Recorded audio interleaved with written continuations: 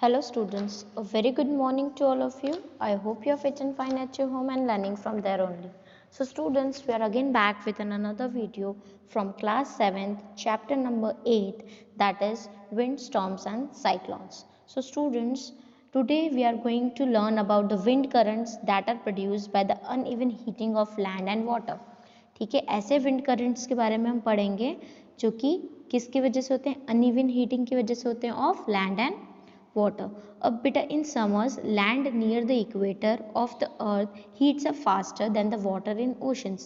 Summer के time पे क्या होता है, इक्वेटर के आसपास की जो प्लेस होती है वो जल्दी हीट अप हो जाता है as comparative to the oceans यानी वाटर.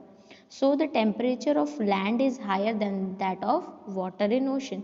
तो लैंड का टेम्परेचर कैसा होगा, ज़्यादा होगा as compare to oceans. The air over the land gets heated and rises, creating a low pressure area. This causes the cooler wind blow in from the oceans towards the land. तो ऐसे winds that blows from oceans towards the land, ऐसे winds जो कि ocean से land की तरफ blow करते हैं summers में, उनको हम बोलते हैं summer monsoon winds. Okay. Secondly, जो समर मानसून विंड्स होती है वो बहुत सारा वाटर कैरी करती है अपने साथ में इन the form of water vapour from the oceans and bring a large amount of rain on land, जिसकी वजह से बहुत ज़्यादा अमाउंट में रेन होती है. The land in India gets heated much more than the water in the Arabian Sea and Bay of Bengal during summers.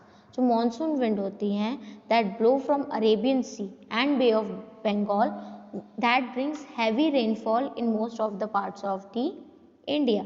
जो monsoon winds होती है जो कहाँ से चलती है, अरेबियन सी से चलती है एंड बे ऑफ बंगाल से चलती है, वो हैवी अमाउंट ऑफ रेन लेकर के आती है इंडिया में. The summer monsoon is very important to the farmers. हमें पता है रेनफॉल बहुत इंपॉर्टेंट होती है फार्मर्स के लिए, ठीक है, because most of the annual rainfall occurs at the time and brings in growing crops के लिए इंपॉर्टेंट होती है रेनफॉल. जो बहुत सारे फार्मर्स होते हैं वो किस पे डिपेंडेंट होते हैं, रेनफॉल पे डिपेंडेंट होते हैं फॉर इरिगेशन पर्पस. अब विंटर्स की अगर मैं बात करती हूँ तो विंटर्स में क्या होता है, लैंड जो होता है वो कूल डाउन फास्टर होता है एज कंपेयर टू वाटर और ओशन. ठीक है, तो टेम्परेचर, वाटर का टेम्परेचर जो होता है वो ज़्यादा होता है as compare to the land. Okay, the air over the water gets heated up and rises, creating a low pressure area. This causes the cooler wind from the land towards the ocean. अब ये क्या करेगी, ऐसे winds जो land से ocean की तरफ जाते हैं winters में, उनको हम बोलते हैं winter monsoon winds. ठीक है, winter monsoon winds क्या करती हैं, बहुत सारा moisture अपने साथ लेकर चलती है over bay of Bengal and brings rainfall to the coastal Tamil Nadu. किस रीजन में रेनफॉल लेकर आएंगे, तमिलनाडु रीजन में. ठीक है, नाउ स्टूडेंट्स ये था हमारा मॉनसून विंड्स के बारे में. Now any dangerous meteorological phenomena with the potential to cause damage, loss of life, ऐसा कोई भी फिनोमेना जो हमारी लाइफ को डैमेज करता है या फिर डेंजर में डालता है उसको हम क्या बोलते हैं, डिज़ास्टर. ठीक है, बहुत अलग अलग टाइप के वेदर डिज़ास्टर्स होते हैं, जैसे थंडर स्टॉर्म हुआ, टॉर्नेड्स हुए, हरिकेन्स हुए, फ्लड्स हुए, विंटर स्टॉर्म्स हुआ, ड्राउट्स हुआ. इसके बारे में हम वन बाय वन पढ़ेंगे. The first thing is thunder storm. Thunder storm आप सबको पता है, बिजली चमकती है, उसको हम बोलते हैं thunder storm, right. Thunderstorm developed in hot, humid tropical areas like India very frequently. Thunderstorm जो होता है वो hot या humid regions में होता है जैसे कि इंडिया. तो what is thunderstorm? Thunderstorm is a violent storm with thunder and lightning is called thunderstorm. ठीक है, thunderstorm क्या है, thunder है, मीन्स थंडरिंग हो रही है, लाइटनिंग हो रही है, बिजली चमक रही है, उसको हम बोलते हैं थंडरस्टॉर्म. ठीक है, a thunderstorm also known as electrical storm. Thunderstorm को हम इलेक्ट्रिकल स्टॉर्म भी बोलते हैं क्योंकि उसमें इलेक्ट्रिकल मीन्स बिजली होती है. जनरली थंडरस्टॉर्म्स रिक्वायर तीन कंडीशंस रिक्वायर करता है थंडरस्टॉर्म. सबसे पहला moisture, second is unstable air mass and third is lifting force. ठीक है. The sun heats the surface of the earth. जो सन होता है वो अर्थ का सरफेस हीट अप कर देता है. The hot surface of the earth heats the air in contact with it. तो उसके आसपास की जितनी भी एयर होती है, लैंड के आसपास की, जो अर्थ के आसपास की जो एयर होती है वो भी हीट अप हो जाती है.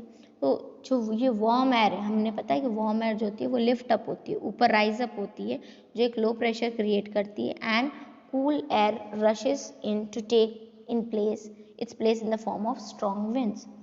If the air carries enough moisture, अगर एयर में बहुत ज़्यादा मॉइस्चर है, ठीक है, मॉइस्चर कंडेंस हो गया है और कूलर एयर के कांटेक्ट में आता है, तो वो क्या बना लेता है, क्लाउड्स बना लेता है.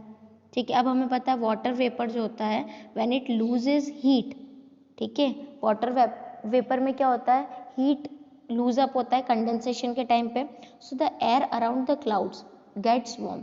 तो क्लाउड के आसपास जितनी भी एयर होती है वो कैसे हो जाती है, वार्म हो जाती है, जिसकी वजह से क्या होता है, this makes the air column with cloud rise further and pressure under the column drops even more.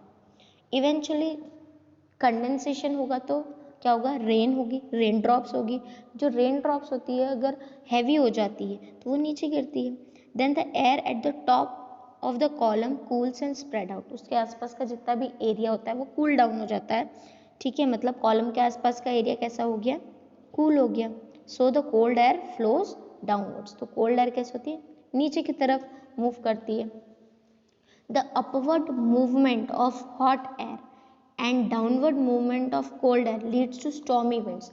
अब बिजली चमकती है बहुत ज़्यादा, ऐसी स्टॉर्मी विंड्स कब आएंगी, जब नीचे की हॉट एयर ऊपर की तरफ जाएगी और ऊपर की जो कोल्ड एयर है वो नीचे की तरफ आएगी, जिसकी वजह से क्या होगा, हैवी रेन होगी, लाइटनिंग होगी, थंडरिंग होगी, जिसको हम बोलते हैं थंडर स्टॉर्म. ओके. अब now hazards of thunderstorm. Hazards means उसकी वजह से क्या हो सकता है, देखो, every year many people are killed और seriously injured by severe thunderstorm. बहुत ज़्यादा थंडरस्टॉर्म होता है तो उसकी वजह से क्या होता है, बहुत सारे लोग मरते हैं. ठीक है. थंडरस्टॉर्म्स की वजह से जो जितने भी ट्रीज होते हैं वो उखड़ जाते हैं, इलेक्ट्रिकल पोल्स जो होते हैं वो उखड़ जाते हैं. ठीक है. बहुत ज़्यादा जो भी ऐसी चीज़ होती है, रूफ जैसी चीज़ होती है, उसको भी वो उड़ा कर ले जाता है. बहुत ज़्यादा बारिश होती है, थंडरिंग होती है, ठीक है, जिसकी वजह से फ्लड्स आ सकता है या फिर वाटर लॉगिंग हो सकता है. ठीक है. प्रिकॉशंस क्या हमें लेने चाहिए थंडरस्टॉर्म के लिए. Precautions, thunderstorm is always accomplete by lightning. Thunderstorm कब होता है, जब लाइटनिंग होती है, बिजली चमकती है. Lightning is a giant electrical spark. हमें पता है लाइटनिंग क्या है, बहुत ज़्यादा एक इलेक्ट्रिक स्पार्क. ठीक है. A bolt of lightning travels at a high speed.